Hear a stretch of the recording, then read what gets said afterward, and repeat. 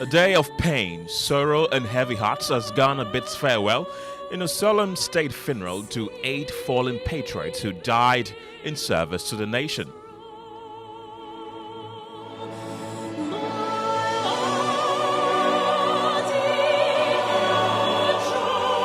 In our years of marriage, you always asked, Abnareta, what will you do when I am not around? I never answered. Until today, I don't have an answer. I will, with God's help, you more details take care of mommy and the 3 kids. Posthumously honors the gallant men whose sacrifice will forever be etched in our history. We'll miss writing with you, laughing with you, sitting with you whenever you had a lull in your schedule. We'll miss talking about our future, hearing your advice, you driving us to school all the time, especially when we had exams. Daddy, why did you have to leave us so soon? And later, we'll bring you details of a developing story where the Ministry of Communication, Digital Technology and Innovations has imposed a daily fine of 10,000 Ghana cedis on MultiChoice Ghana, the operators of DSTV, for failing to submit critical pricing data requested under the Electronic Communications Act. Well, this fine takes effect from Friday, the 15th of August. More on this later.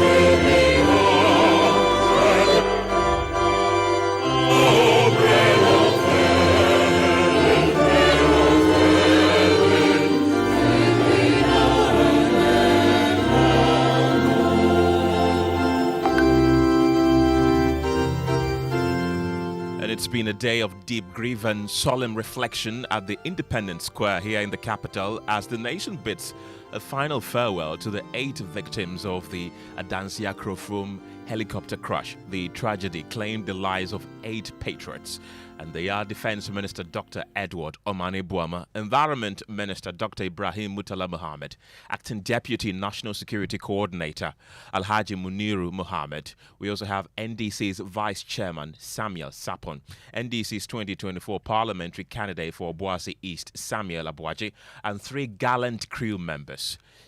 Squadron Leader Peter Bafemi Anala, Flying Officer Amenim Chum Ampadu, and Sergeant Ernest Ado Mensah. Well, they perished in the line of duty when their helicopter went down at Adansia Krofrom in the Ashanti region on August 6th. Well, today, tributes have poured in, raw, heartfelt, and tear-filled from wives, children, families, and the state, each recalling their sacrifice, service, and the indelible mark they left on Ghana. It was even more emotional when the children of the fallen heroes took the mic. First is the children of the late Defense Minister Dr. Edward Omane Boamah.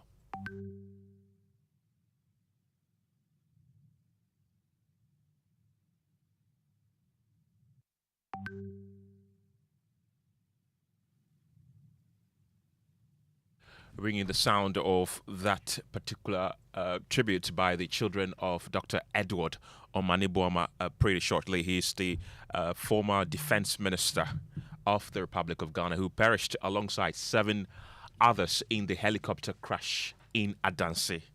We can now hear the children's tribute to the late defense minister. Tribute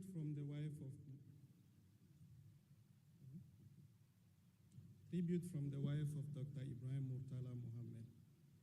Bismillahirrahmanirrahim. We'll bring you the sounds of the children of Dr. Edward Omane Boamah shortly, but now let's hear the tributes by the children of the late Environment Minister Dr. Murtala Mohammed. Hi there, we're good to we offer fast, secure, and accurate transcription for all your audio.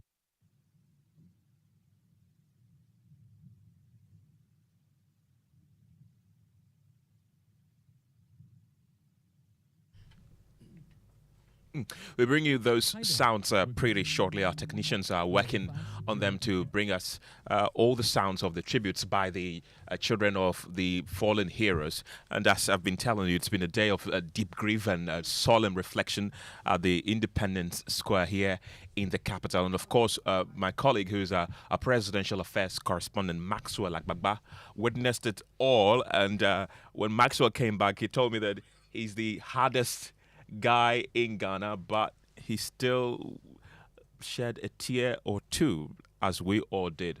Maxwell, the president and other state officials have been paying great tributes to the fallen heroes. Tell us more.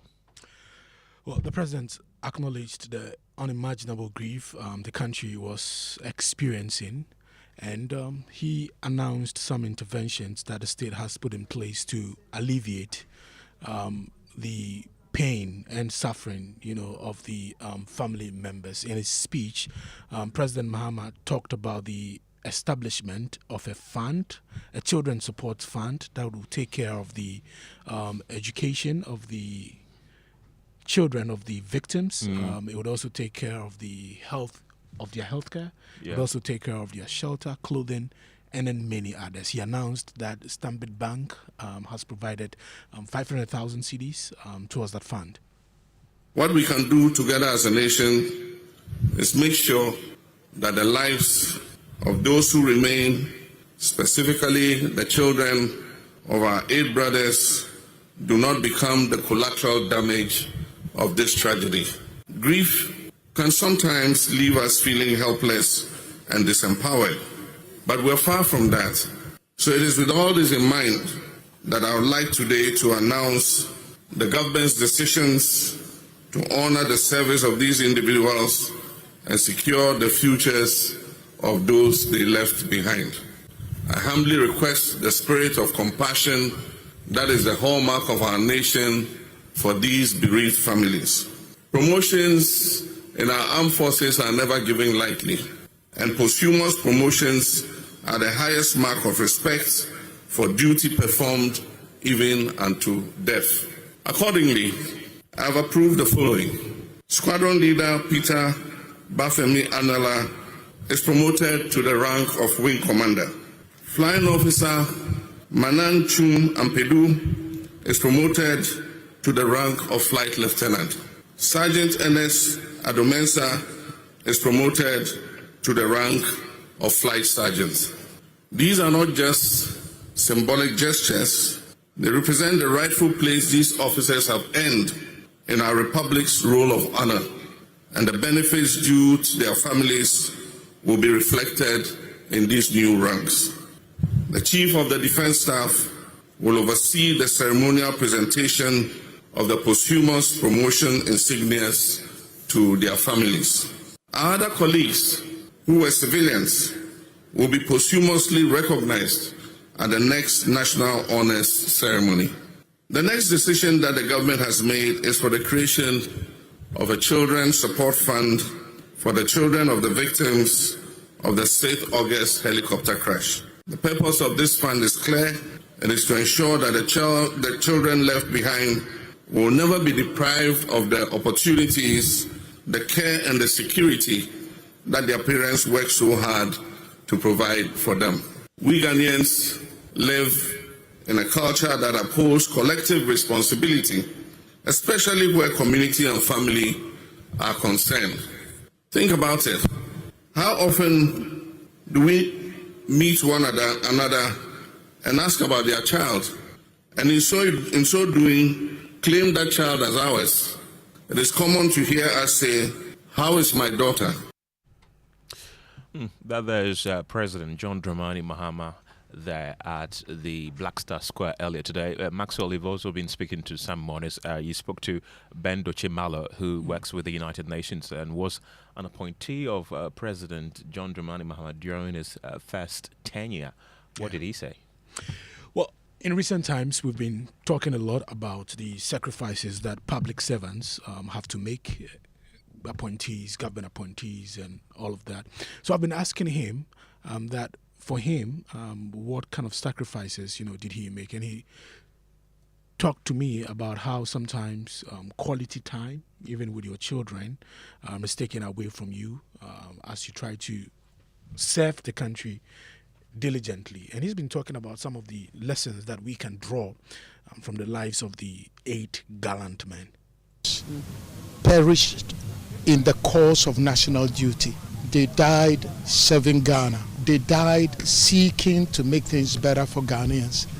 And these are the sacrifices. They've made the ultimate sacrifices in such a fashion that none of us can imagine. But if there is one thing we need to do, that their sacrifices would not be in vain. Sometimes your children are denied quality time, your spouse, if you're a woman in public office, your children, your husband, you are traveling, you are denied that. The sacrifices will not be in vain. If you and I, in our individual work, can do the things that Murtala stood for, that Omani stood for, doing the right thing. Electoral processes must be clean and not be manipulated in ways that would deny the people their right. Murtala is known, and his videos are there, speaking strongly against corruption. Anytime you and I resist corruption, we are honoring the memory of Murtala. Anytime somebody is in need, you and I go quietly, we pay the school fees. Genuine request, like the president cited at the Black Star Square, what Omani was doing for Seto. Anytime we try and help people quietly, anytime we go back to our hometowns and our villages and we help others less fortunate to do well, we are honoring the memory of Dr. Omani Boama and all the 7 other 8 who perished. And the fight against Galamsey, the fight against Galamsey must be won. It is not for Omani, it was not for Murtala, it's not for the president, it is for ourselves, for our children. Everybody now knows Galamsey is damaging, destructive, and dangerous. Maxwell, you've also been speaking to CDD fellow Kwame Saponesedu, who lauded the establishment of the Fund for the Children of the Victims. What did he say? This is the loss of one parent. Nothing can really be done to fill the vacuum that has been created, but the establishment of the fund will go a long way to help the families. To be honest, I don't think it's happened. To start with, I don't even think I'm in the country. I go into the country on Tuesday just because of this, and I still don't believe that I've come to see Kofi Omani Boama off, but the reality is I'm standing next to his grave. The posthumous promotions and the announcement of the Children's Support Fund to support the education of the children from primary to tertiary level, and also to cater for clothing and then other things. What do you make of that as well? I think that's the least that the country can do, because, I mean, you cannot substitute a parent anyway, especially a parent that is involved in the upbringing of their children. So the least you can do is to cushion the effect of the loss, even though you cannot replace them. And I think the state has done quite well to try and do the cushioning, so it should be appreciated. And of course, there were glowing tributes from some of the wives of the fallen heroes. We can listen to tributes from the wives of Squadron Leader Peter Bafemi Anala and Sergeant Ernest Adomensa. Bafemi, as I affectionately called you, was my answered prayer. From the moment I met him, my life has never been the same. My husband was a hard-working man. I have never seen a person more dedicated to his work. Peter told me he would never allow me lift a finger because he would lift both hands for us. And true to his word, I have not had to struggle for anything. Peter took care of his family just as he took care of his friends. He did everything to make sure my life was comfortable. My husband was a go-to person for everyone who knew him, sacrificing and laying down his life to come through for anyone in need. Anyone who knows Peter knows that he would go hungry for the sake of his loved ones. 2 months ago, when you held my hand in the delivery room, through the birth of our beautiful baby girl, Winle Weswamu Anala. We had new hope for our future and expectations for our family and the life we wanted her to have. I expected you to stay for at least a month to help settle into our new reality. But for the love you had for our country, you had only just a week to spend with us. Before you left, Winle held you back for an extra week because she wasn't feeling well. Now I know why she was holding you back from returning to Ghana. But for your dedication to your work, you had to make the most difficult sacrifice to go and serve your country, leaving behind a sick new baby and a mother who was still healing. Peter, 2 weeks only. Oh, what 2 weeks those were. 2 weeks of endless kisses on baby Winle's face. I have never seen a broader smile than the little time you spent with her. I did not want you to leave, but you promised me you would come rain or shine. You would return in October for Winle's christening. God, what am I going to tell her in a few years when she starts asking for her father? How do I explain the hardships she's about to face being fatherless? Was not the life we've planned for her. The Z9 helicopter was like your first child, and in every conversation you would find a way to bring it up. You would spend long nights reading and researching on how to care for it.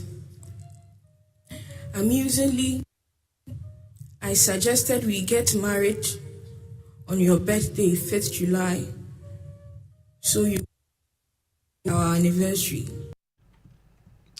Those were the emotional tributes from the wives of Squadron Leader Peter Bafemi Anala and Sergeant Ernest Ado Mensah. We can now go onto the telephone lines and speak to the Deputy Presidential Spokesperson, Shamima Muslim, who's joining us on the telephone lines. Shamima, thank you very much for your time this evening,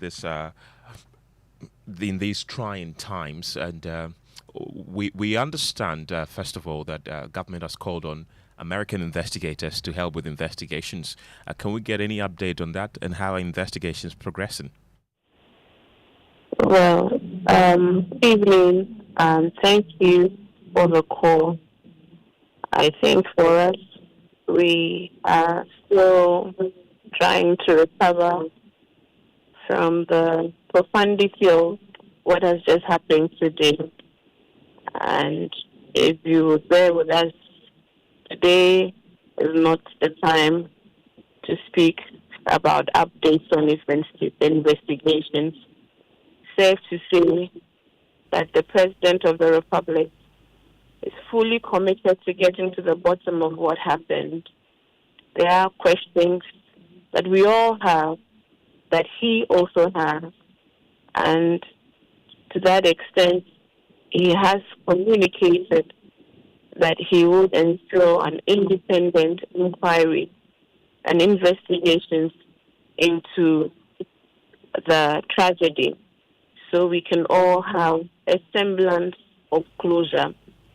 But please permit me to use today to express, on behalf of the President, John Dramani Mahama, his spouse, Madam Lordina Mahama, the Vice President, and the entire government, deepest gratitude to the families of our bereaved departed heroes and to the people of Ghana for showing up and for ensuring we gave, by all standards, a befitting farewell to our fallen heroes.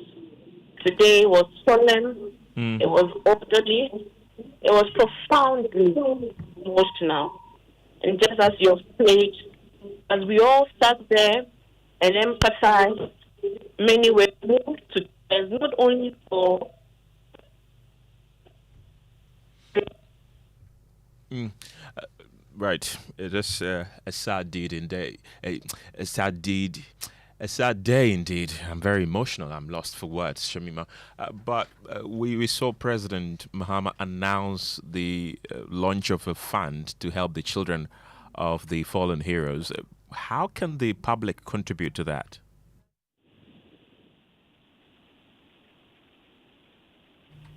Do I still have Shamima on the line?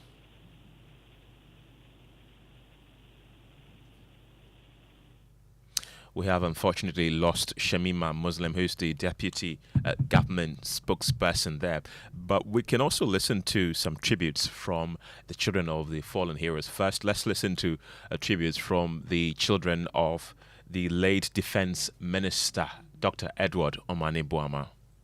Honorable Dr. Alhaji Murtala Mohammed, we called you Daddy, always together with other family members. You were larger than life itself, and this would leave a strong impression on us forever. Before we continue, we would like to find solace in the hands of God that you are alive, although gone for the desires of Allah. Every day and night, we grieve and yearn to see you back home, but you don't come back.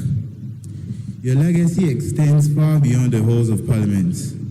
As a dedicated public servant, Member of Parliament, Minister of State, you tirelessly advocated for your constituents and the people of Ghana.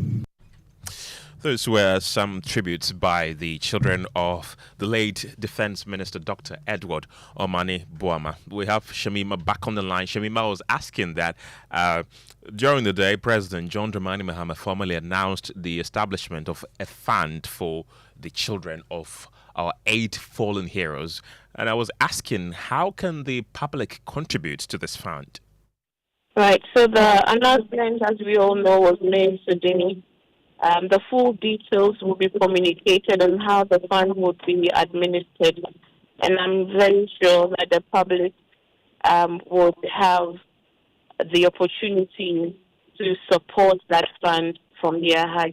We've already even had indications from some individuals and institutions asking how they could support that fund for the spouses. There are even suggestions to also expand it, but the announcement has been made today.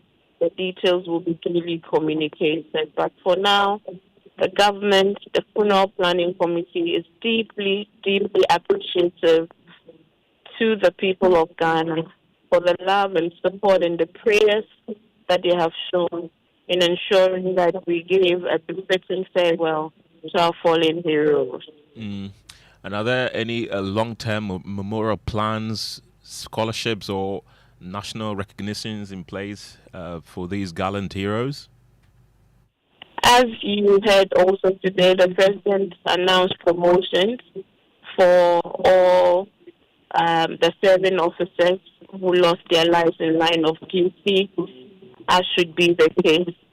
Also, we have heard the announcement of the fund for the children of our fallen heroes. If the administrators of the fund eventually make further suggestions, I think that there will be an opportunity to consider everything. But for now, this is where we are. We are just almost coming to the reality that this indeed has happened. And I guess for me, the interment is really that moment where we begin to accept what has befallen us and ready ourselves for what lessons we can learn as we heal ourselves, the family, the government, the president even, and as we still step out to perform the duties expected of us, all of us, from the president to all the appointees working with him. We look forward to the support and cooperation of the people of Ghana as we build this Ghana that we want together. Shamima Muslim is the deputy government spokesperson. Thank you very much for giving us update on the event that unfolded today. And we can also listen to the children of Dr. Murtala Mohammed, the former or late Environment Minister, pay glowing tribute to their fallen father. Honorable Dr. Alhaji Murtala Mohammed, we called you Daddy, always together with other family members. You were larger than life itself, and this would leave a strong impression on us forever. Before we continue, we would like to find solace in the hands of God that you are alive, although gone for the desires of Allah. Every day and night, we grieve and yearn to see you back home, but you don't come back. Your legacy extends far beyond the halls of Parliament. As a dedicated public servant, Member of Parliament, Minister of State, you tirelessly advocated for your constituents and the people of Ghana. We can also listen to tribute from the children of the Acting Deputy National Security Coordinator, Alhaji Munir Mohammed. Daddy, you are more than a father to us. You are a teacher, our protector, and our greatest source of inspiration. You taught us that true strength is found in kindness, that leadership begins with listening, and that integrity is worth more than any treasure. You carried your responsibilities with grace, never letting the weight of your work overshadow your role at home. Those were some tributes from the children of the fallen heroes who a state burial was held in their memory earlier today. And the news just coming in away from the state burial of the 8 gallant heroes is that the Ministry of Communication, Digital Technology and Innovations has begun applying a statutory fine of 10,000 Ghana cedis per day effective August 15th to Multi-Choice Ghana DSTV for failing to submit critical pricing information requested under the Electronic Communications Act. The Sector Minister, Sam George, announced this yesterday when he held a meeting with the DSTV team at the ministry. He mentioned that the data, including a breakdown of bouquet prices, tax components, and comparisons with at least 6 other African countries, was requested to support a meaningful engagement on reducing subscription fees for Ghanaian customers. According to the minister, Sam George, DSTV had been granted an extension until Monday, the 11th of August 2025, to submit the information but failed to meet the deadline. The regulator informed me that you requested an extension until Monday under the Electronic Communication Act. Every day that an operator fails to provide requested information attracts a 10,000 Ghana cedis penalty. I agreed to wait until Monday rather than starting charges immediately, as the difference of a few days was not critical at that stage. Now, the ministry had earlier indicated that if no price reduction was achieved by September 6th, 2025, DSTV's operating license could be suspended. Well, this followed the company's refusal to commit to lowering subscription fees despite the ministry's proposal. Now, it says that this makes it impossible to have a meaningful engagement as the data we need to justify or challenge your pricing has not been submitted. Now, Mr. George stressed that the request for information is separate from ongoing stakeholder engagement. So that's the latest news coming in that every day DSTV, their parent company, Multi-Choice Ghana, who operate DSTV, will be charged 10,000 Ghana cedis every day until they are able to meet the terms and conditions which have already been set up by the Minister of Communication, Sam George. And that's it for Top Story tonight. Thank you very much for being a part of the show. My name is Kenneth Jesse. Up next is Ghana Connect with Kweku Asante.